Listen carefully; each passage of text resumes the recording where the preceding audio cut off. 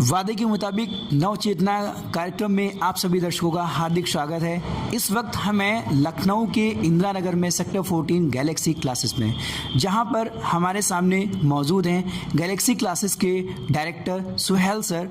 हम जानेंगे नव चेतना के बारे में, वो कुछ प्रकाश डालें कि किस तरीके से लोगों में जो चेतना जागृत हुई है, क्या परिवर्तन हुए हैं शिक्षा के क्षेत्र में, वो कौन से बदलाव आए हैं बच्चों में, टीचर्स में, इससे हमें रूबरू कराएं।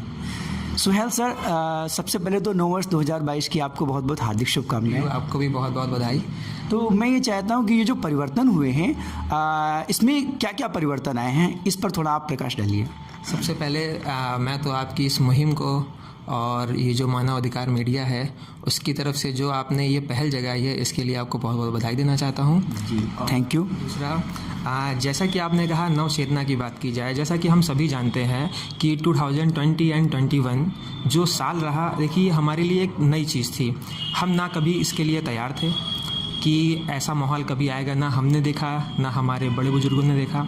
बट कहते हैं कि जो स्ट्रेंथ, अगर आप जो है किसी चीज़ में लगते हैं और मेहनत से काम करते हैं तो बुरा सा बुरा वक्त भी जो होता है आपके लिए बहुत बेहतर हो सकता है। ऐसे ही बहुत सारे लोगों में हुआ। लाइक एजुकेशन फील्ड की अगर मैं बात करूं तो सपोज़ जैसे कि जिन लोगों ने ई लर्निंग या कह लीजिए ऑनलाइन लर्निंग के बारे में सोचा नहीं था, या आज से जो 10 साल बाद जो ऑनलाइन लर्निंग होनी चाहिए थी, मैं देख रहा हूँ कि वो इस टाइम पर हो चुकी है।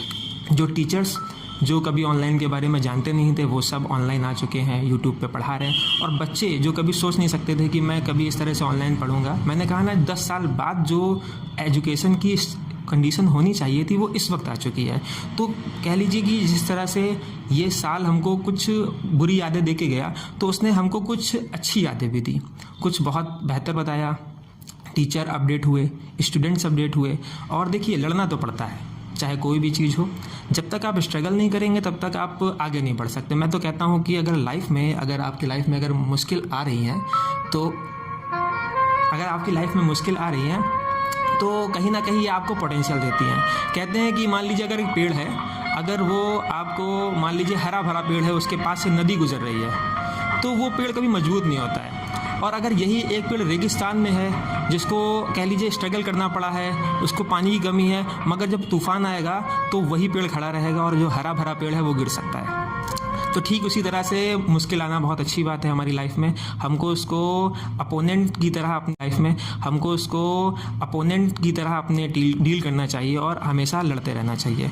कहते हैं कि अगर मान लीजिए किसी से कहा जाए कि सपोज़ कि आपके पास बहुत प्रॉब्लम है, मैं क्या करूं, तो उन सभी प्रॉब्लम का सिर्फ एक ही सॉल्यूशन है, आई एम स्ट्रांग। अगर आपने कहा आई एम स्ट्रांग, मेरी विल है, तो फिर बड़ी सी बड़ी प्रॉब्लम को भी मैं दूर कर सकता हूं। ठीक है। और स्टूडेंट्स के लिए मैं कहना चाहूँगा कि देखिए बहुत सारी बदलाव आते हैं। अगर आप मेहनत से काम कर रहे हैं, हार्ड वर्क है, तो कहीं ना कहीं आप अपडेट होते रहेंगे। और देखिए मैं अपने स्टूडेंट से भी कहता हूँ, सपोज़ मान लीजिए कि देखिए हर स्टूडेंट का जो रेट होता है सीखने का वो अलग अलग होता है। जैसे कहिए कि कोई 1 बार में सीखता है, कोई 2 बार में सीखता है, कोई 3 बार में सीखता है। मगर ये डेफिनेटली है कि जिसने एफर्ट करना जारी रखा है वो सीखेगा ज़रूर। तो कहने का मतलब आप प्रैक्टिस कीजिए। आपने पढ़ा, ठीक है, आपको 1 बार में नहीं आया, आप दोबारा कीजिए, तिबारा कीजिए। मैं गारंटीड के साथ कह सकता हूँ अगर आप किसी भी काम को 3 बार करेंगे तो कैसे नहीं आएगा, या कुछ तो आएगा। लाइक मान लीजिए कि एजुकेशन थोड़ा स्लो हुआ, आपको उस टाइम पर भी पढ़ते रहना है, उस टाइम पर भी आपको पढ़ते रहना। मान लीजिए टीचर्स नहीं मिल रहे हैं तो अपना रेट थोड़ा स्लो कर दीजिए। जब आपको अच्छे टीचर मिल जाएं, अच्छा गाइडेंस मिल जाए, तो वो जो आपने जो पहले पढ़ा है वो वेस्ट थोड़ी ना हुआ, वो आपको सपोर्ट करेगा। और फिर जहाँ मौका मिले आप बूम कर दीजिए। तो इस तरीके से आप पढ़ाई करते रहिए। तो आज इसी के लिए मैं अपनी वाणी को यहाँ पे विराम देना चाहूँगा।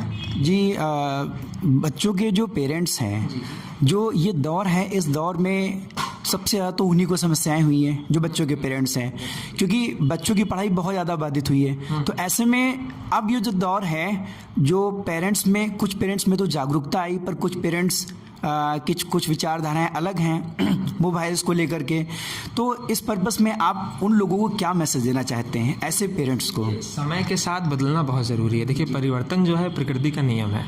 तो जैसी कंडीशन हो, कहते हैं जैसा देश वैसा भेष।